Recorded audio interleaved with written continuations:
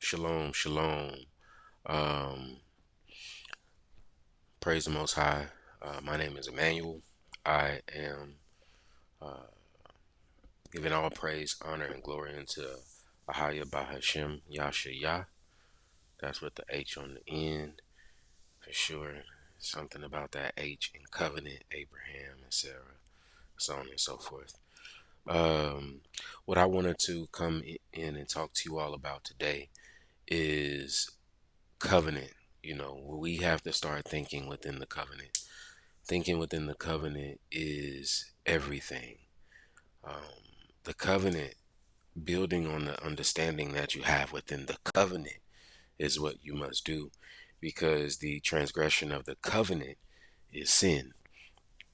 So, with that being said, if I say this, often, and the big mistake that many Christians have, Israelites have, and all alike, people who study their Bible, if you start have an origin point that is not Torah based, then you can make up the prior history. Like, for instance, if we start in the book of Matthew, Mark, Luke, John, then you can really make up a whole lot. That's the reason why you can implement Easter and Thanksgiving and Christmas. Why? Because you're not dealing with the part of the Bible that gives you the days already, right? So you can make up whatever you want.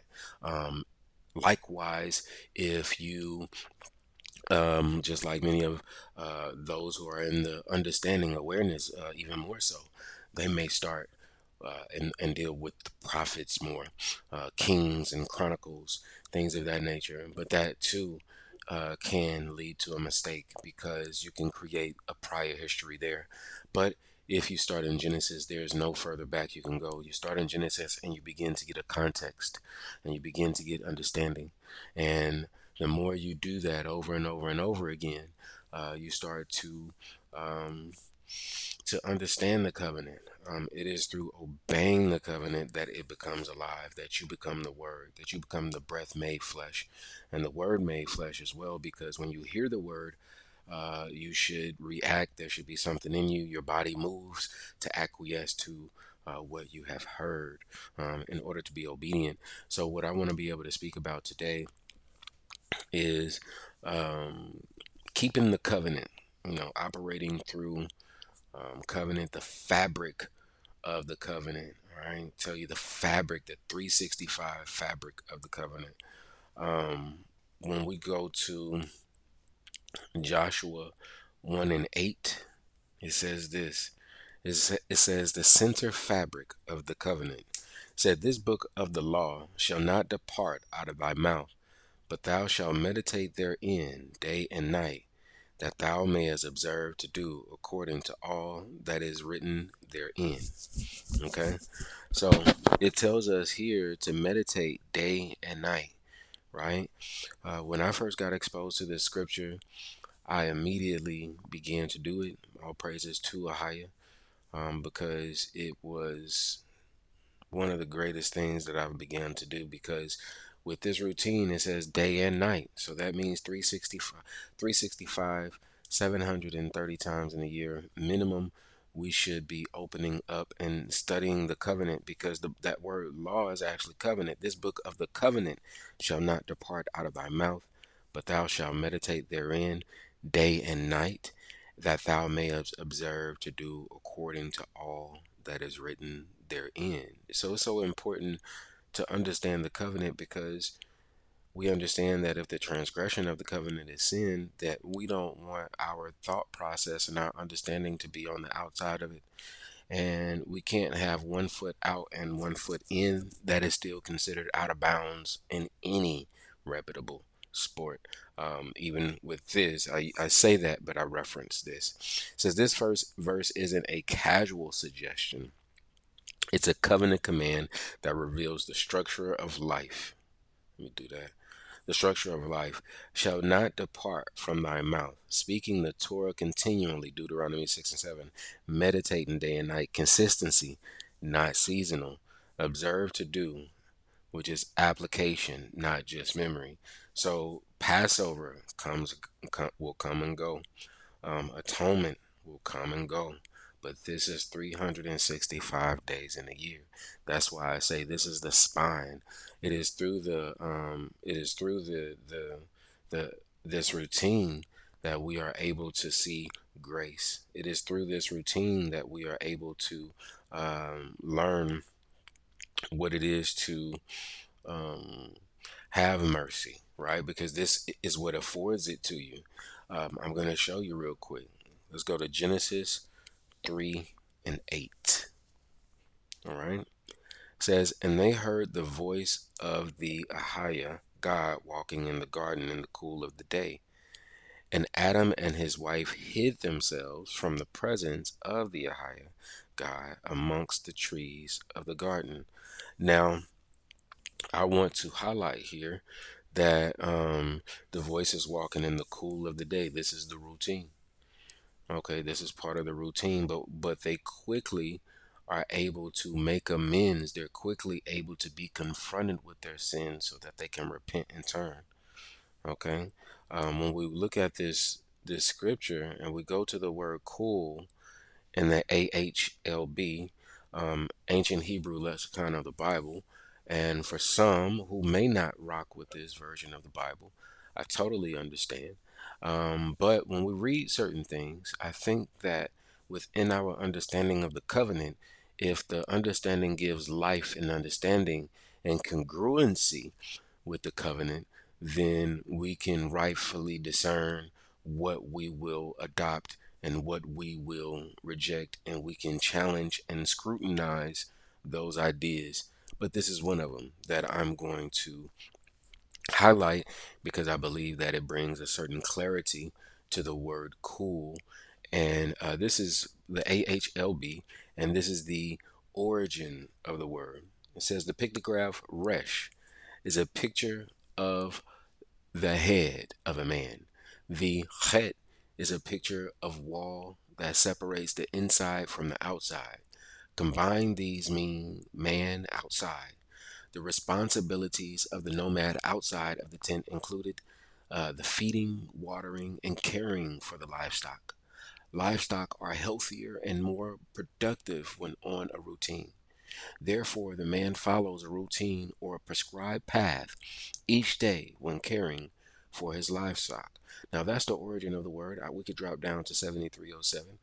But this time of the day, the cool of the day, when it is more windy of the day, also indicates that this is the time. It happens in the morning and at night. And when we look in the Torah, these were the major times of oblation as well, the major times of sacrifice. All right. The word is wind. It says also the wind of man or God, the breath. So this is when the windy part of the day or the breath part of the day, this is the part of the day when we are to intertwine ourselves with the breath of Ahia and become one with him by understanding his covenant. And doing that regularly in the day and in the night. And that is a covenant behavior. That is not optional. In order for us to be seen on the right side of the covenant, which is the inside of the covenant, right? This routine is crucial, and I encourage all that who do not do it, specifically the men. If you are in a uh, if you're in a spousal household, if you have a wife, I'm not saying that you can't do that time with a wife, but oftentimes the husband will go and fulfill this portion of the covenant, and the woman would take care of the house, because if they're both doing the same thing, then the house is out of balance. So that's why I'm saying that use your own discernment on what it needs to be, and do your understanding as well. Okay, maybe I'll speak on that at a different time. All right, so let's continue. And this is Deuteronomy 6 and Deuteronomy 6 and 7. It says, and thou shalt teach them, talking about the law, the covenant, diligently unto thy children, and shalt talk of them when thou sittest in thine house, and when thou walkest by the way, and when thou liest down, and when thou risest up. So that's the same thing Joshua 1 and 8 is telling us. And also, too, when we flip back over to Joshua 1 and 8 real quick, we see that it says that that's the way to prosper and that's the way to succeed. And that's the only time the word success is mentioned in the Bible. So, and it unlocks so much being able to do this routine. It is a gift that we are invited daily, right? Daily, so that we can become one with the Most High. And this is also too why I say Ahaya is, we can understand that Ahaya is his name because it's the only name he spoke out of his own mouth. To say he is, I was talking to my mom yesterday, and I said to her, if I'm here and you are here, if if we say he is, who would say that, me or you? She said, well, me. I said, exactly. I said, that's the problem. The person saying he is not the Most High. It is us. We have polluted it. The one name that he gave himself, the one true name that he gave himself is Ahaya. I don't care about the YHWH craze because we know that that was insertion. Okay? Man did that, and the Most High allowed us to be blind like that.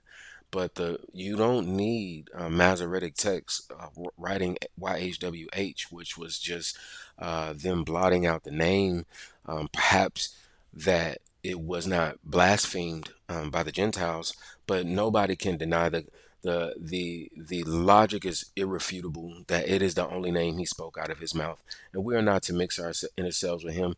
We're not to add to his word at no point in time. Deuteronomy 4 and 2, Exodus 20. If you lift up your tool upon it, you have polluted it. We are not to intermix ourselves. All right. It is his way, and we submit to that. And by accepting that name, you accept that also. Because sometimes people are so invested in what they've invested in that they're not, like I said, it's like you can't, people have a hard time hearing because they've heard, and they have a hard time seeing because they saw, they have a hard time eating because they ate.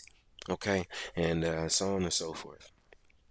All right, we go to Galatians chapter 3 verse 23. All right, it says, but before faith, the word faith is obedience. Let's get that correct. A lot of times we mix up the word faith and belief. They're not the same. Faith is obedience. I can also tackle and talk about how when it talks about faith of the mustard seed, yeah, obedience as you hear you do, even if you have a little piece, right? Just like for me, I heard the Joshua 1 and 8. As soon as I heard it, I began to do it. That was a faith, as faith of a mustard seed. You just going with what you know. Abraham being told to go in a different country. Okay, that is faith of a mustard seed. He did not have the rest of it. He just knew that he was an obedient wife, and husband said do something, so he's doing it. That is it. Okay, so um, Galatians 3 and 23, and also too, when we look at that, we say faith.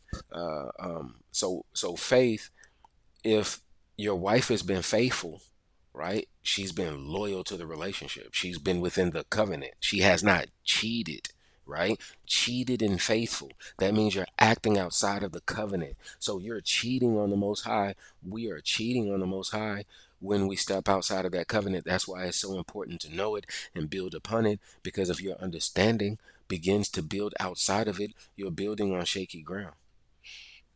That's the foundation. Okay. Galatians 3 and 23. It says, but before faith came, we were kept under the covenant, the law, shut up unto the obedience which should afterwards be revealed. Wherefore, the covenant was our schoolmaster to bring us unto Christ, that we might be justified by obedience. That's the only way we're justified. It's not by obedience alone. Okay, so this here, I went here to highlight. We're talking about it is our schoolmaster. That means it's the beginning, right? It's the beginning. The routine is the beginning. It is the faith of the mustard seed. It is the covenant. Out of all of the destruction that is going on, Out of all the places where people say, hey, flee Babylon, or go here or go there, economic collapse is coming, war is coming. I tell you all the time, China is coming to rule. We have a limited amount of time. On June 22nd, it triggered an event that was Midnight Hammer. That's Daniel 8 and 5. That's the 2300 days that speaks of in Daniel. Our time for all the prophecies to come to pass are being fulfilled, and our time is short. Okay, so I said that to say that his instructions is the Ark of the Covenant, the same way that his instructions were given to Noah, and Noah was able to keep safe. His instructions for us will keep us safe. Begin to incorporate this, men. Begin to do this with your children. Begin to teach them Torah, and be careful of what you're teaching them in Torah, because we're introducing our children to these books such as Enoch, such as Jubilee, and they do not coincide within the covenant. So therefore, they must not be introduced. They could help corrupt a firm foundation, because the covenant is the firm foundation. But when you start mixing things that contradict the covenant and you give it an authority, then that can be the weeds within your solid ground, and we don't need that. Okay, so please be careful on these things, but also teach your children. Wake up in the morning, start with Genesis, read down, use your tools that you have, really learn the covenant, and everything else will make sense. How you treat people will begin to make sense. Having a soft and kind heart, being loving, being kind, because doing this thing, we are to be one with Ahia. So in praising him, we are loving ourselves. Just like going against him is hating ourselves. How? Because the covenant is unconditional, right? It is conditional, but it's unconditional at the same time. Allow me to explain. Um, no matter what, in Deuteronomy 28, there's blessing and curses. So it's conditional. Depending on what you do is what you get, the curses or you get the blessings. But either way it go, what you're going to go through is going to be a reflection of that covenant. So even us going through slavery and going through everything that we have gone through, that too is a reflection and a testament of the covenant that we are in. Okay. All right, it says, this is the fabric of our existence: mouth speaking the law, mind meditating on the law, body obeying the law. So, what I do on a daily basis, I do affirmations, I meditate on the Shema, right? Which is Deuteronomy 6, 4, and 5. Breaking all of that down piece by piece. Also, looking at the verb stems for each word, thoroughly studying that. Once I got that down packed, I began to meditate on that. And meditating on that has done tremendous for my life, because it has brought me into an understanding of oneness, and it has led me to a place of being rooted. Being rooted is where we want to be. I was dealing. I during the routine last night, I was really going through some troubling things, and I was so upset in my mind. I was so upset in my spirit, and I thought how to cast. Like, how do I cast out? I put it in AI, and AI said as I breathe out, like, say those things, which that kind of clicked for me, because it was another video that I had watched prior to, and the sister was saying to do that. She was like, speak these things, which that makes perfect sense, because in our mouths, we're releasing that breath, and within that breath is that message. And it's like taking an emotional dump, or not just an emotional dump, but just cleansing out your insides when you say that, when you confess it. And so one of the things that I said was like not feeling loved, and I felt the Most High kind of gently correct me, like, you are love. Who said that? Like, are you going to believe their word, or are you going to believe my word?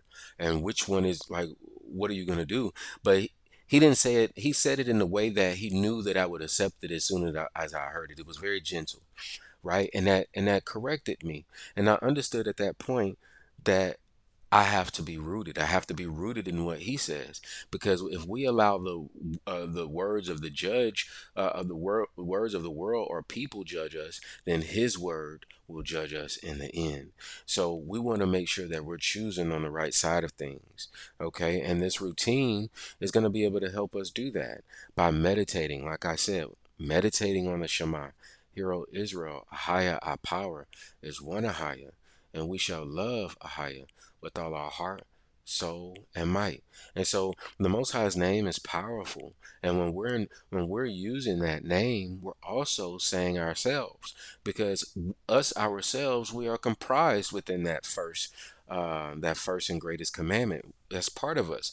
That's why the second commandment is like unto it, to love your neighbor as you love yourself. It points back to the very first commandment. So saying I am is making you and the Most High one. Now we understand that we are not the head. We are not that power, but we are in alignment with that power. And I'm going to tell you, when you're in alignment with that power, that is how you access that realm to be able to heal as well, because as you become the instructions, he becomes yours, because you're in perfect alignment. You're in perfect alignment. He's going to honor the instructions that you have. Therefore, when you speak to people, we'll be able to heal. But also, too, in order for us to be able to heal people, people have to understand the covenant, and they have to be within it. They have to be within the governmental rights to be able to receive healing. Allow me to explain. When Christ healed people, he would say, "Go and sin no more." In order for him to be able to say that, people would have to already have an understanding of what sin was in order for them to stop it. So therefore, they could stay healed. A lot of times, people it will be hard for us if we're being obedient to do healing, or not hard, but it's out of order for us to do it if they don't first understand the covenant. They got to understand the covenant, be willing to understand the covenant, be willing to obey the covenant, and then they can go and they can sin no more. All right. So, next portion that I'm reading here, major times of oblation, a daily rhythm of covenant. The word oblation refers to a daily offering, both physical in ancient times and spiritual now, through prayer, obedience, and thanksgiving. These offerings mark the times when the heavens open, and they still do. Let my prayer be set forth before thee as incense, uh, and the lifting up of my hands as the evening oblations. That's Psalms 141 and 2. And I want to read it one more time. Let my prayer be set forth before thee as incense, and the lifting up of my hands as the evening oblation. That's Psalms 141 and 2. Daily times of obedience and meditation. Morning, which is the shakaret. And I don't speak Hebrew. Don't come for me. You know what I'm saying? Show me some love, because I'm going to slaughter these words maybe. So forgive me. And if you want to hop aboard and you want to come and you want to be a part of this thing so you can help me with these things, it's invited. All right. It says purpose, time of the morning sacrifice associated with praise, thanksgiving, and instruction. That's Exodus 29:39, Psalms 5 and 3. Noon, midday. The sun stands in its strength, a time of reflection, recalibration, and mid-course obedience. Psalms 55 and 17. Evening, mincha, or erif, I guess. It says the time of the evening sacrifice, incense, repentance, meditation on the day's obedience, in Exodus 29 and 41, and Daniel 9 and 21. We have Psalm 55 and 17. Evening and morning and at noon will I pray and cry aloud, and he shall hear my voice. Daniel 8:13 through 14. The prophetic timeline is even counted by the daily sacrifice, showing its centrality to divine timing. Breath, routine, and return. When we align ourselves with the times of offering, we return to the original design. Our body offers itself in discipline, Romans 12 and 1. Our breath returns to Yashayah in praise, repentance, and covenant. Our mind is renewed through continual remembrance of the law. Isaiah 26 and 9 says, with my soul have I desired thee in the night, yea, with my breath within me will I seek thee early. This isn't religion, this is rhythm. All right. So those that's just some of it. Let's go to it's gonna be let me get it right quick. Wisdom of Solomon 6:17. It says for the Wisdom of Solomon 6:17. For the true beginning of her is the desire of discipline, and the care of discipline is love. This is love. Because like I was saying with the covenant, you can sow good seeds or bad seeds. Which one you're going to do? So when you're doing this, guess what? You're sowing those seeds. You're sowing seeds of mercy. You're sowing seeds of understanding. You're going asking, like the scriptures tell us to do. Most High, expand my awareness, expand my knowledge, which I ask here even in this session. Most High, I pray that you continue to expand our awareness and our understanding, Lord. Thank you in your son Yashayah. Um, and so we continue to ask for that every single time that our eyes see something new, pick up something new, and our knowledge changes from morning and evening. I'm gonna read verse 18. It says, "And love is the keeping of her laws, and the giving heed unto her laws is the assurance of incorruption." So this is the assurance of incorruption. When you fall into this rhythm, when you become the instructions, when you start to seek diligently, not for a doctrine, no, the covenant. What is the understanding? What is what came out of his mouth? The covenant that he needs us to understand for us to operate in, because all of our understanding has to be within it. All right. Verse 19, and incorruption maketh us near unto God. Therefore, the desire of wisdom bringeth to a kingdom. So the desire for wisdom, right? And what's wisdom? Wisdom are the laws. Wisdom are the laws. Let's go to Deuteronomy 4. Deuteronomy 4 and 6. Keep therefore and do them, for this is your wisdom and your understanding in the sight of the nations, which shall hear all of these statutes and say, surely this great nation is a wise and understanding people. All right. So we see that I'm gonna read verse 7 as well. For what nation is there so great, who hath Elohim so nigh, so close unto them, as the Yashayah our God is in all things that we call upon him for? So this is what causes us to be um uh this is what causes us to be close, okay? Is being obedient to this, and causes us to be within that covenant that's gonna be our ark, our ark of the covenant. Um, Here we go. Let me get this part right. Let me get this right quick.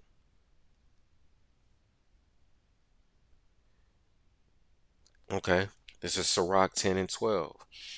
It says, the beginning of pride is when one departed from Elohim, and his heart is turned away from his maker. So when you stop doing this, it is a grave sin, brothers. Every single night we should be reading the Torah. If you don't have a full understanding on the Torah, and don't take it for granted, what I used to do with my children, we used to read Genesis to Deuteronomy over and over and over again.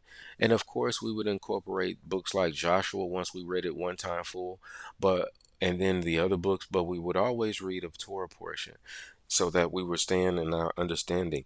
And that really paid off, because once I was able to go to the other parts of the Bible, once I saw that it was the beginning stage, I've spent pretty much the last 4 years of my studies in the Tanakh.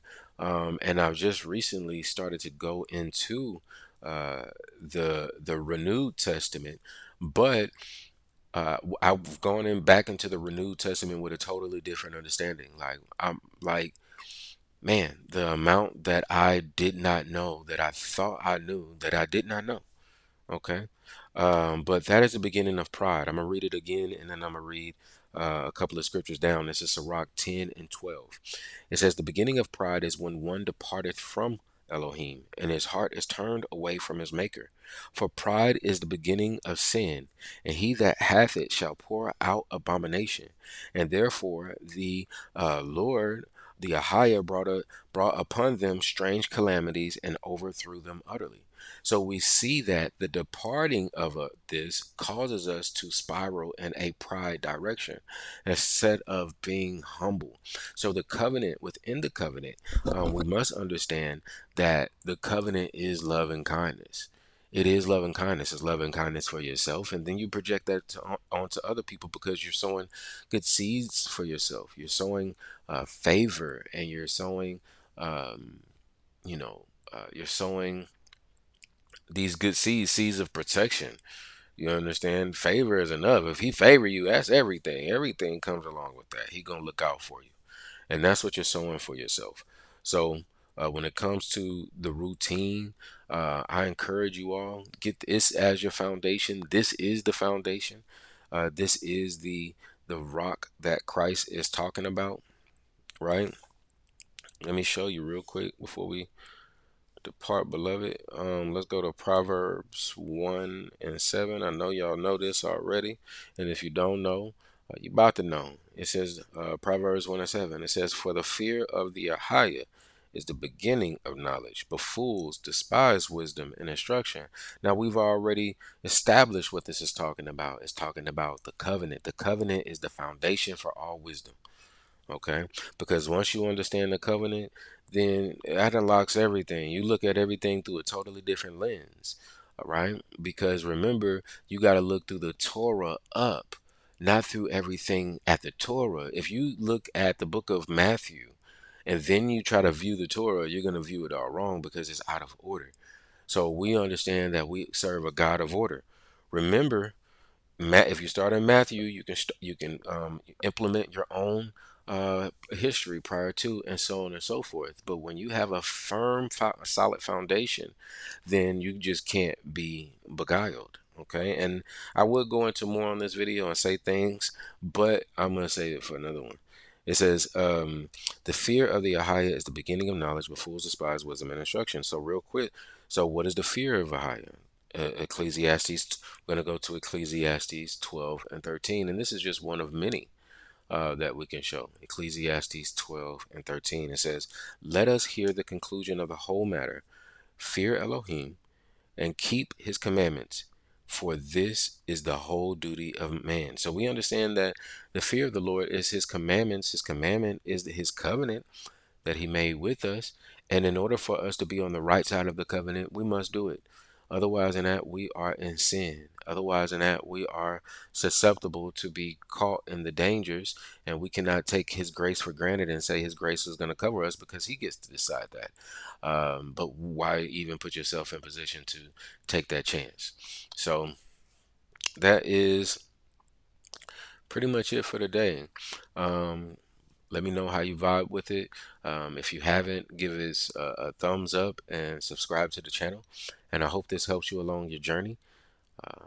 Shalom. Also, I would like to add this last part that I did not add before. Um, this routine is not for the faint of heart, so to speak. It is not difficult, but this is the reason why Christ said, "Put first the kingdom of heaven." So let's say you start your work day and you got to be to work at 6. It takes you 20 minutes to get there, 20 minutes to get ready, 30 minutes to get ready. That's 50 minutes, right? Let's so instead of getting up at 5:10, you get up at 4:10. You give the Most High that first extra hour. If you are in the evening, you're busy. Blah. You pause. You put your trust in the fact that you believe and you know that the Lord is going to take care of everything, but this is chief, right? And because you are practicing what is eternal, you're not practicing that which is finite, which will fade away, which will go away. So let's say I'm super busy. Let's say I'm going out and I know I'm going to drink, right? Then what I'm going to do before I go out and have a drink, I'm going to make sure that I have do that routine. Let's say I only have 30 minutes, time to 30 minutes. This is everything that I do within my routine. I do affirmations, I pray, I read, I meditate, incorporating deep breath in through the nose, out through the mouth, and I'll explain the breath on a different video that you can check out. But you do deep breathing during that meditation. Let's say you only have 5 minutes, then do 5 minutes of meditation. So whatever you have, you compile it within that time to be able to consolidate it. So let's say, and so I do that, and I make sure that I worship and I pray. I never go to the king without doing some sort of worship. He's great and he's mighty. You don't come to the kingdom, you don't come to the throne empty handed and just asking for something. Nowhere, no movie, no book, no nothing ever depicts it that way. You must humble yourself and come with a humble heart. That's the reason why I meditate and I do all these things in preparation and getting ready to talk and meet with him. Come to his gates with thanks, enter his courts with praise. So, in essence, that's what we want to make sure we do. And remember, this is a conversation. The covenant is established with breath. If there is no exchange of breath, then the covenant is beginning to die. You must maintain it to stay in it. Okay. So the covenant is with breath. In the scriptures, it tells you can spit on a spark and put it out in the apocryphal, or you can blow on it and cause a flame, but both come out of the mouth. So with that being said, when you get ready to breathe into somebody, if they're not alive, you breathe, you put your breath into them, they become a living being. So with that being said, this relationship needs breath in order for it to grow. If you are married and you stop talking to each other, then your relationship is very strained. So this requires us to go in that space, whether in good and bad. If you like your spouse, you go. If you don't like your spouse, you go. Adam went with Eve to the Most High, even in the midst of his sin. That's why he said, the woman you gave me, and then he turned towards the woman. So it's not about your feelings. It's not about those things. It's about obedience. The very first ministry of Adam, the person he ministered to first was not his kids. It was Eve. The woman is the receiver, just like wisdom is the receiver of the word. You must She must be taught and receive the word, and when she received the word, she must obey. Just like when the man receives the word, he must obey. And that makes us all in alignment, because obedience is love. It is not oppression, it is freedom. Okay? Not to be bound to being depressed and sad and guilty and so on and so forth. All right. So make room, make time 365 days of the year. This is what will keep you safe more than your geographical location in the day of destruction. Shalom.